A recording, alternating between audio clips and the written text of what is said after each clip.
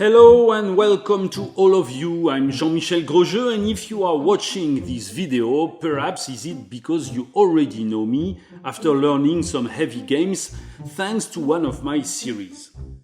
You know, Jean-Michel is the guy who teaches heavy game with playful videos and a lot of animated sketches. Fine, and I'm glad to have been able to help you if need be.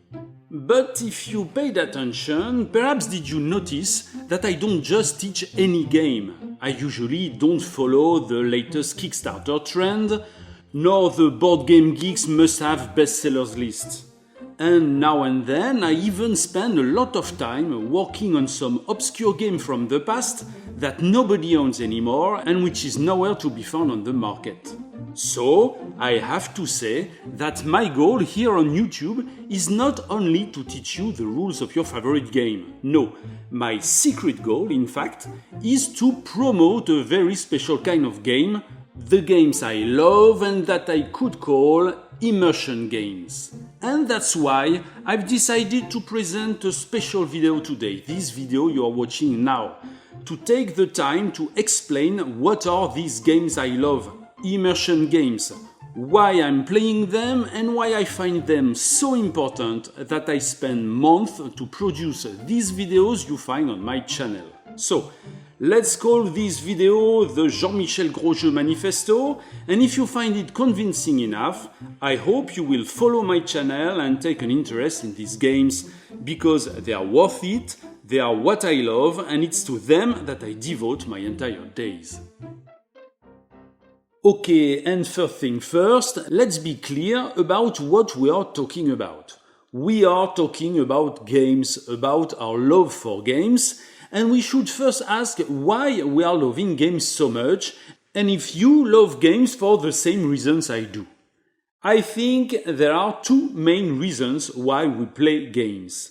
First, the intellectual challenge. From chess to Gaia Project, games offer a more or less abstract problem for you to solve.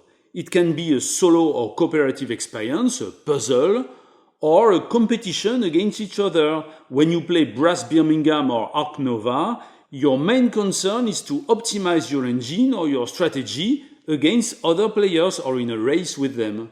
Fine. And that's what you are thinking if, as a kid, you went to games through chess or classical card games, for example. But there is another big reason to play games. The reason that drives you if you went to games through dolls or miniatures or even through Zelda on your game console. And this reason is the love for fiction, the love for imaginary worlds and stories. The pleasure of living elsewhere, discovering, exploring, becoming someone else. The same pleasure you are looking for when you read a novel or when you watch a movie. And both these reasons give great games. Neither is better than the other or makes better games. No, it's just a matter of personal tastes. And, as you guess, my own personal tastes lean heavily toward the second reason. I, Jean-Michel play games to live imaginary lives, in imaginary worlds, to go through unforgettable adventures with my friends and with my family. And this is an important disclaimer. I'm not trying to tell you that games I don't like are bad games. No. In this video, I'll just try to describe these very special games, immersion games, that I like so much and that I think are underrepresented in today's gaming community. And if you want to understand my point of view, never forget that all my gaming tastes are driven by this search for fictional or imaginary experiences. Perhaps it is not the same for you, and it's fine. Having said that, let's take our thoughts a step further. What is an imaginary world? What is a good imaginary world? Because after all, we should say that all games are imaginary experiences, no? Why chess would be less imaginary than Root? Imaginary or fictional doesn't mean whimsical or exuberant. A good fiction can happen in an industrial world or in a queue in front of a store in 80s Poland. It can be your own world, but where you play the role of someone else, What attracts you to a fictional universe depends on your personal tastes. But, nonetheless, to be a good fictional world, you need one key attribute. You, as a player, must believe in it. You must think this world is real for the time of the game. The player must believe in the world he or she is playing. And if you think about it, the problem is the same for a novel or a movie, and many smart people have already worked on the subject. And they all end up with the concept of magic circle, also called the suspension of disbelief. In order to believe in a fictional world, you, as the player, must accept to leave your own world and fully enter in a magic circle, a fictional boundary that cuts you from the actual world. Whenever you play a game, whatever game it is, you kind of forget about your daily life.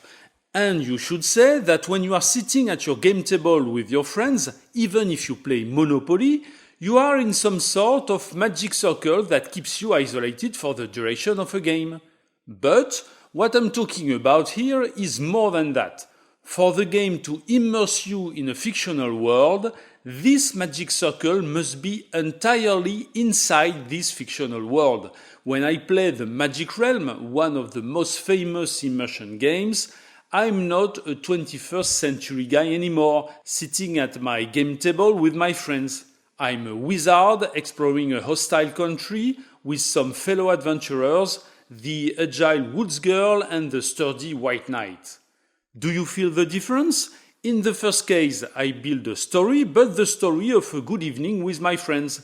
In the second case, this is about my wizard's journey with my fellowship made of a wood girl and a white knight through a fantasy world made real for the duration of an evening.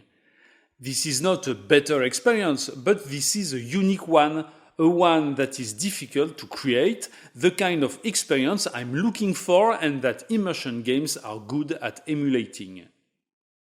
This magic circle is all about diegesis. Diegesis is a word from the art of filmmaking. Diegesis means the inner world of the story as it is seen from the inside by its own characters. And so, the magic circle I'm talking about is a circle inside your story.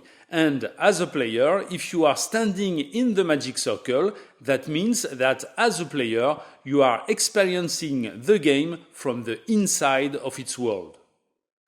Fine, that's a nice theory, but what does it mean in practical terms? A lot of games feature an innovative fictional world. And I should say, most of the games you've played already do. From Scythe to Terraforming Mars, all these universes are great and exciting, but from my point of view, they are not immersion games. Why? Because their rules are not diegetic.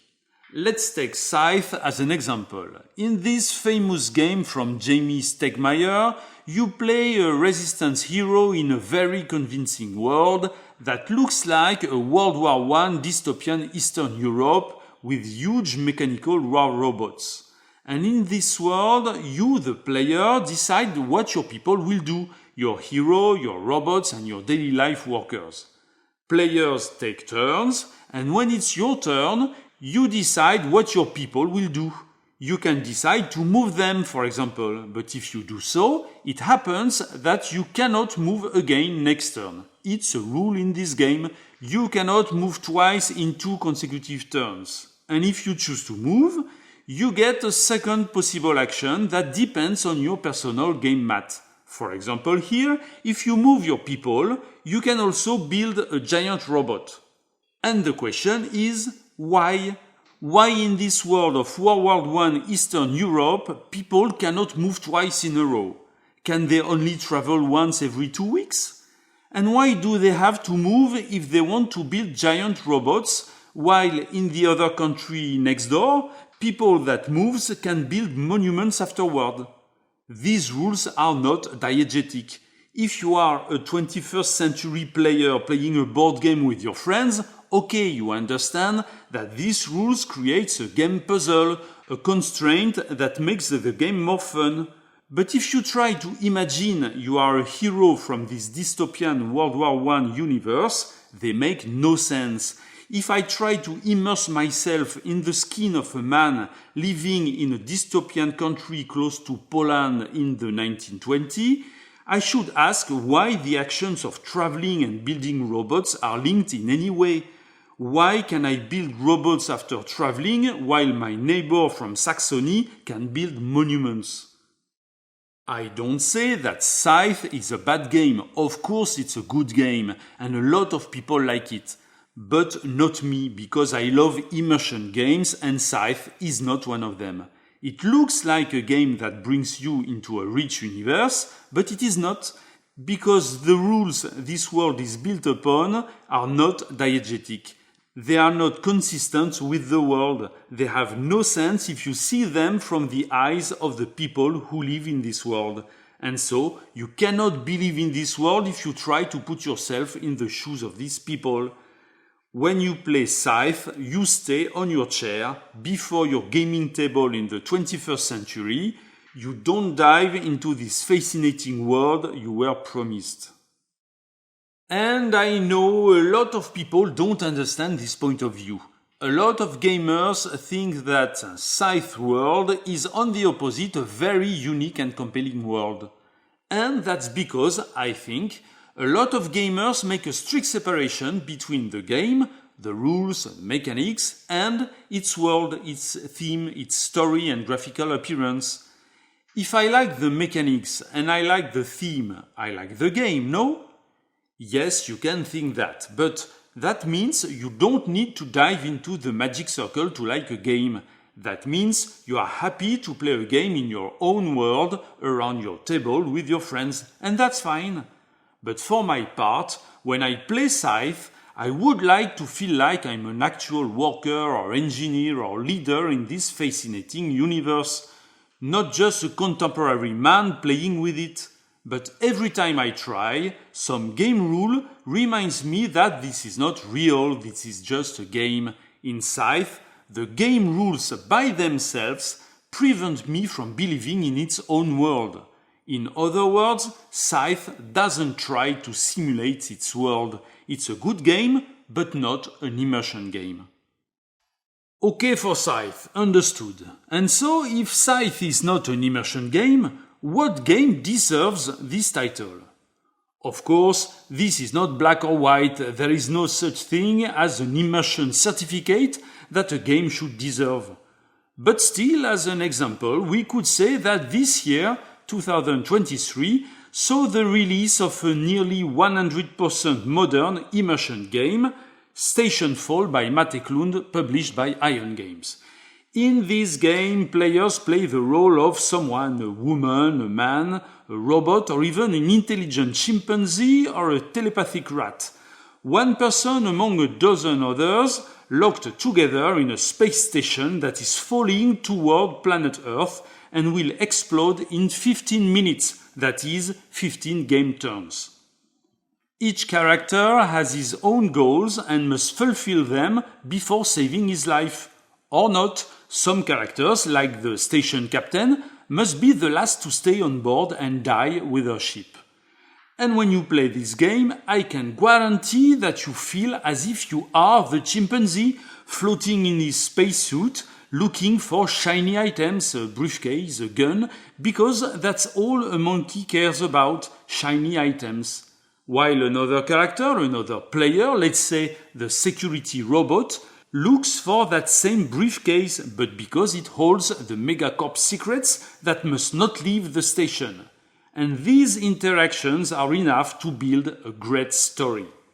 In this game, rules are very diegetic. In fact, they don't look like game rules. They rather look like a description of the world. How does the station work?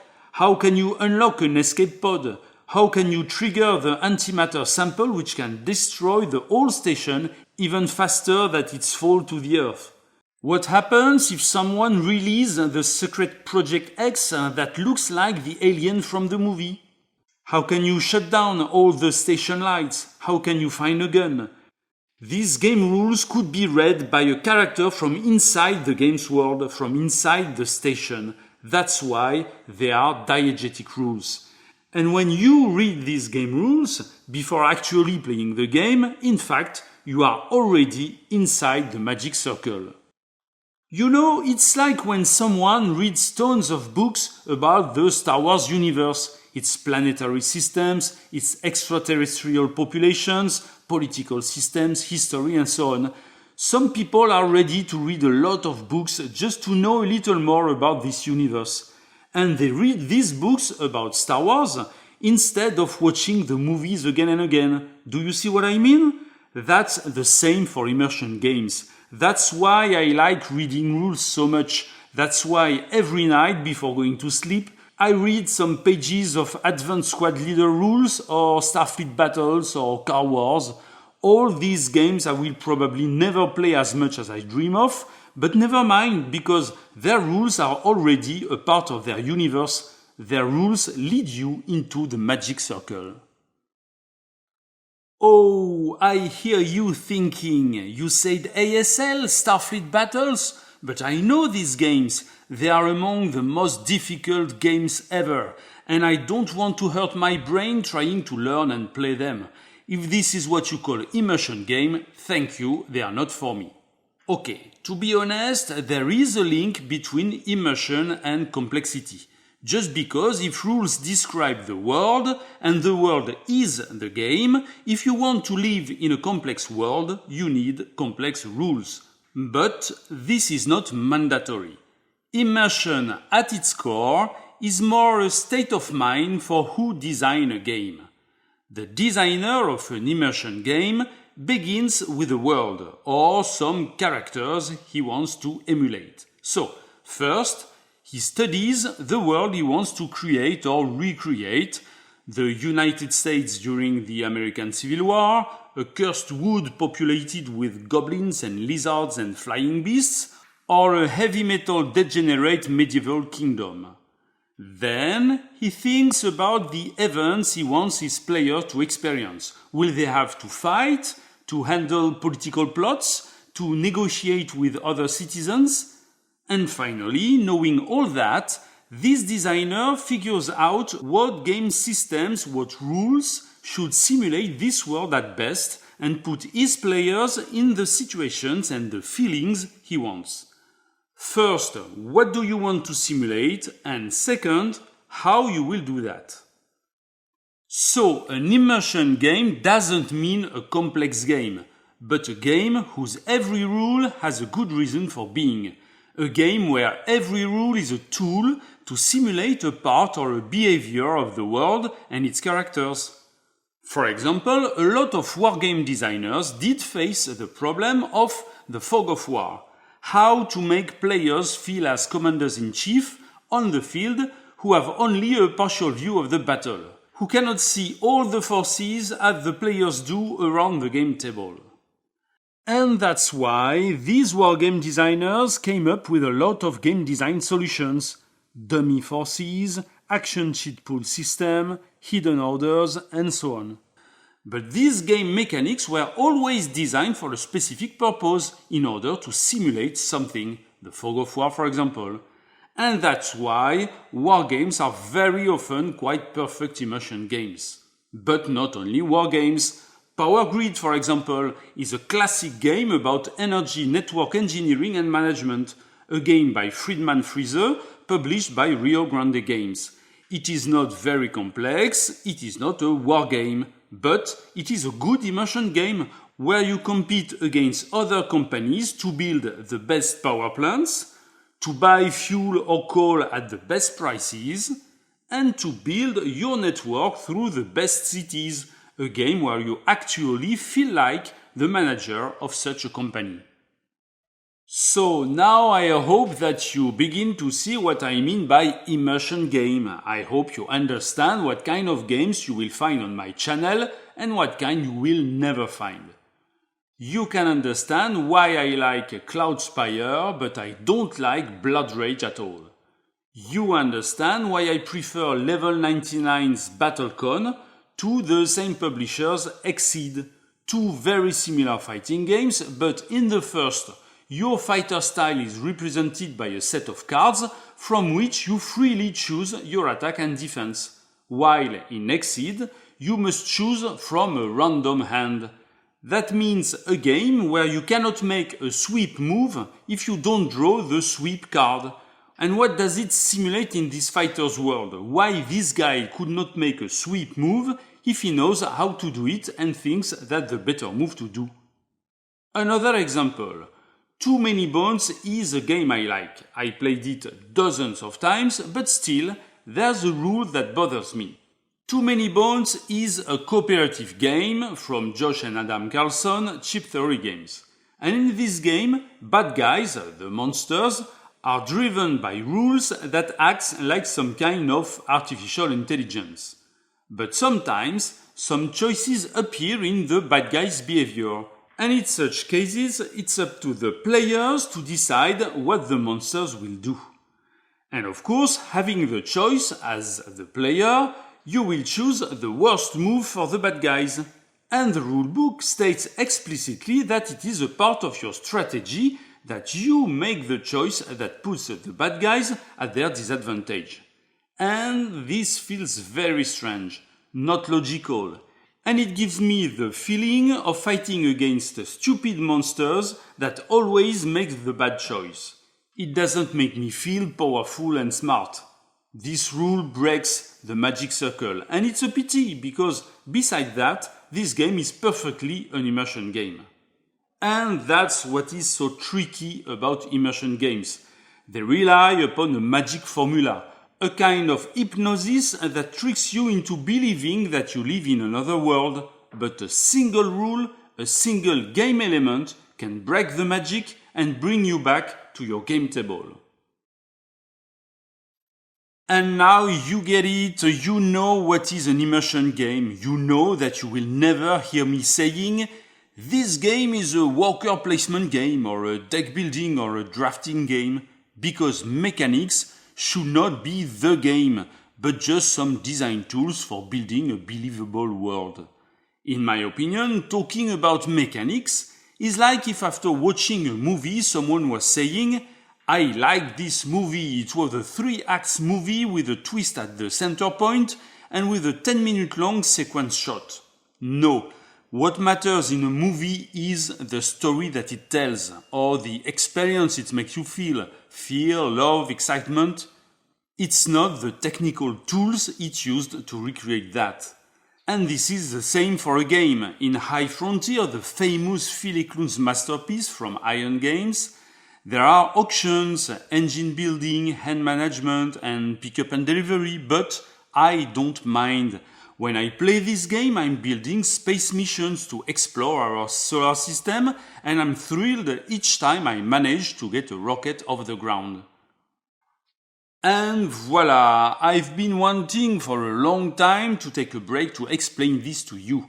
Because this day, where board gaming is increasingly popular, I don't often hear people say that they play to live stories. Yet, this is the only reason I play. And since this vision of gaming is not very widespread, I thought it would be useful to explain it. Now you understand what kind of games you find on my channel. Dungeon Degenerates, Station Fall, Pax Porfiriana or Cloudspire. You understand also why my channel is sometimes the place for old-fashioned stuff like Gunslinger, Car Wars or Starfleet battles.